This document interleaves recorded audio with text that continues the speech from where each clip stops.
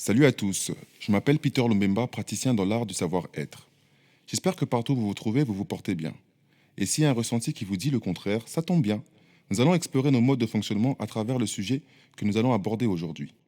Le deuil. Faire le deuil. Avant de commencer, je voudrais tout d'abord vous inviter à remettre en question tous mes propos.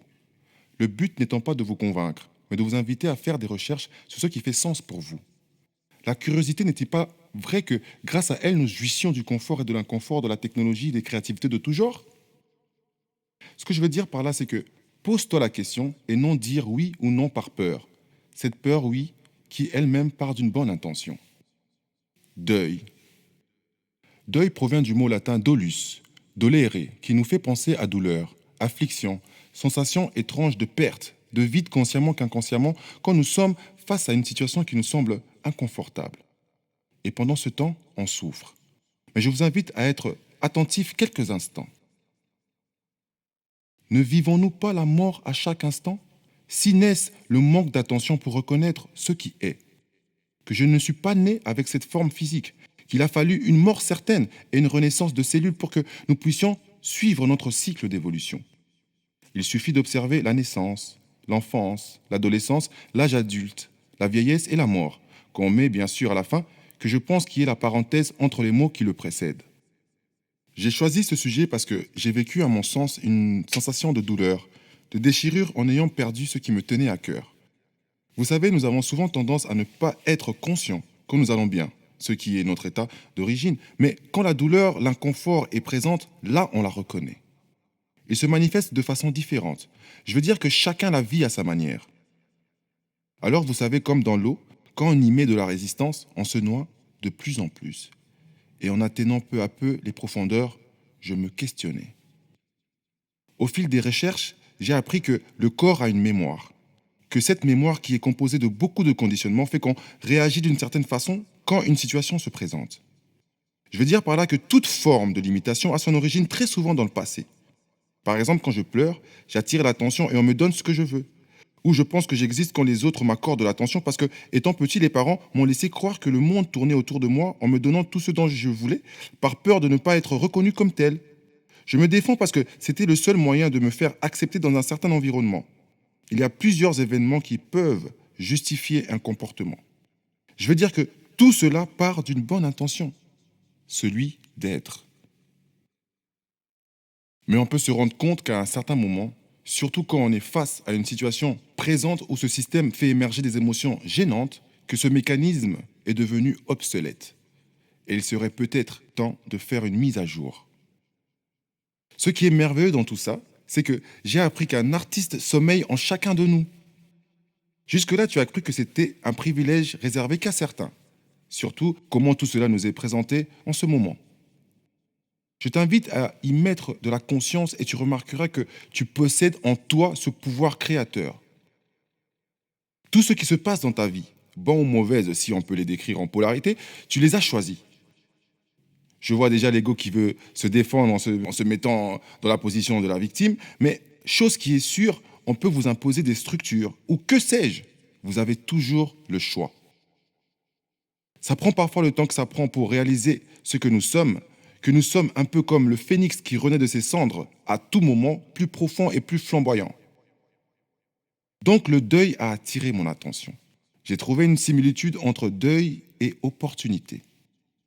Je pense qu'au fil du temps, des mots comme deuil, qui ont un sens négatif, pourraient être perçus sur d'autres angles.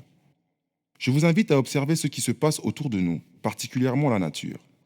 Vous verrez que les lépidoptères ont un cycle de vie qui passe par différentes étapes. D'abord, ils sont œufs, puis larves, qu'on peut appeler aussi chenilles, puis ils passent à l'étape où ils sont nymphes, aussi appelées chrysalides, et deviennent adultes, qu'on peut appeler aussi imagos ou encore papillons. Waouh! Vous voyez la beauté de la vie? Donc, quand nous percevons le papillon qui est sa phase de métamorphose finale, on ne se rend même pas compte de tous ces cycles de mort et de renaissance que cet insecte a dû vivre pour se manifester dans toute sa splendeur. Ce que je veux dire par là, c'est que nous ne sommes pas différents de ces insectes. Le but même de vivre, n'est-ce pas de percer la carapace de notre chrysalide et de s'accomplir? S'épanouir? N'est-ce pas merveilleux de le reconnaître? La phrase «le jeu de la vie» prend tout son sens. Tous les concepts de ce que l'être manifeste ont cette structure. Regardez par exemple les jeux vidéo, les films, l'école, le travail, le sport. Ce que je veux dire, c'est que tout ce qui est dans l'univers de la forme passe par ce cycle de transformation. Il suffit simplement de reconnaître ce qui est et d'y mettre de la conscience. N'est-ce pas magnifique tout ça? Le mot souffrance ou deuil perd tout son sens car cela devient juste une opportunité pour se découvrir, n'est-ce pas? Vous savez, il existe autant de réalités qu'il existe des humains sur Terre. Mais n'est-il pas vrai que nous tous, nous respirons? Vous savez, le premier homme qui s'est levé et dit «Vous allez tous respirer comme moi, parce que je détiens le secret de la respiration». Cet humain a foutu un bordel pas possible. Parce que dès ce moment, les autres hommes ont commencé à chercher la respiration à l'extérieur d'eux. Et ça créait tout ce que ça créait. L'oubli. Et ce qui était naturel est devenu superficiel. Tout ce qui m'arrive, c'est la faute des autres. Je n'arrive pas, c'est à cause des autres. Les autres doivent faire comme moi. Pour que j'existe, ils doivent me reconnaître, etc. Un dysfonctionnement de l'organisme qu'heureusement nos émotions ou la maladie nous éveillent. La vie est si bien faite qu'elle nous parle à travers nos ressentis. D'où la nécessité d'évoquer le deuil du passé pour renaître dans le présent et créer son futur. Tout cela est un processus qui prend du temps quand on ne le réalise pas. Mais le temps n'existe pas. Tu es plus grand, plus vaste que cette cellule. Tout est une question de disponibilité. Et tu verras que quand tu reconnais, mets de la conscience dans ce qui se passe, en ayant fait le deuil du passé, la solution émerge sans que tu n'aies à forcer. Nous cherchons cette chose qui va nous donner ce certain ressenti, qui a une origine d'un certain conditionnement qui crée cette séparation du nous. Et nous avons peur de découvrir qui nous sommes vraiment. Peut-être que la responsabilité nous effraie tellement que nous l'avons laissée à l'autre, car se plaindre ou critiquer ou juger est plus facile, plus confortable. Et si tu ressens comme un vide dans ta pensée pendant le séisme, cela est un signe que tu es le tout dans le tout, la chenille sortant de sa chrysalide, déployant ses ailes pour s'envoler, se réaliser. Le deuil nous y donne accès directement. C'est comme une bonne douche après s'être longtemps roulé dans la boue, nous permettant ainsi de nous découvrir tels que nous sommes, sans le filtre, et vivre plutôt que survivre. C'était Peter Lombemba, praticien en savoir-être.